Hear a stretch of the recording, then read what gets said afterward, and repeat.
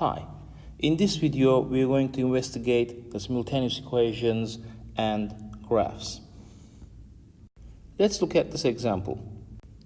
So we are supposed to solve the simultaneous equations, and let's do it algebraically first. I'm going to expand the second equation by 2 and get y minus 2x equals 3, 2x plus 2y equals 18.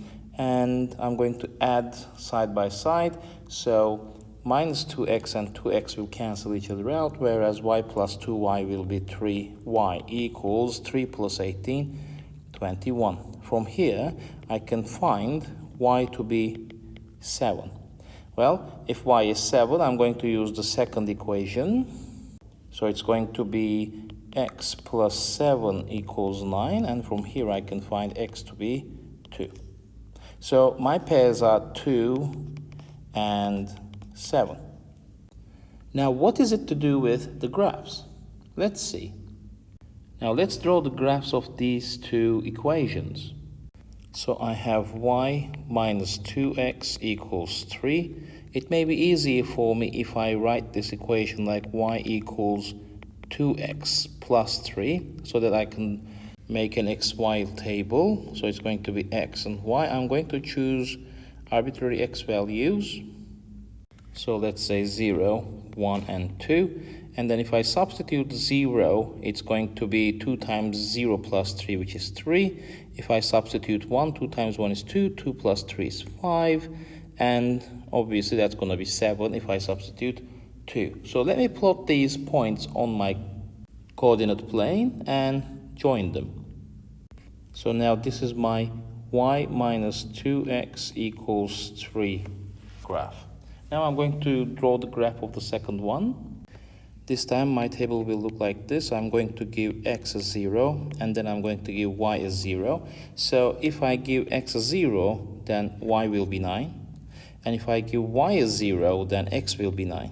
So my points will be these two on the axis, and if I join them, I'll get the graph of x plus y equals 9.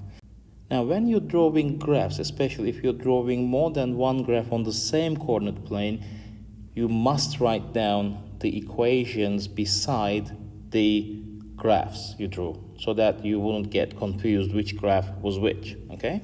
Now, have you noticed that these two graphs intersect, but moreover they intersect at this point where the coordinates are 2 to 7, right? This is the intersection point. So that is the relation between the simultaneous equations and their graphs, right? So they intersect at the solution.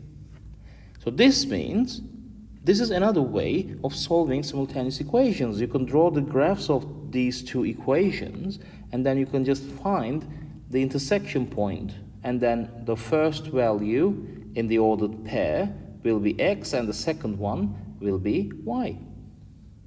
Certainly, this method has drawbacks. First of all, this works best if your solutions are integers, right?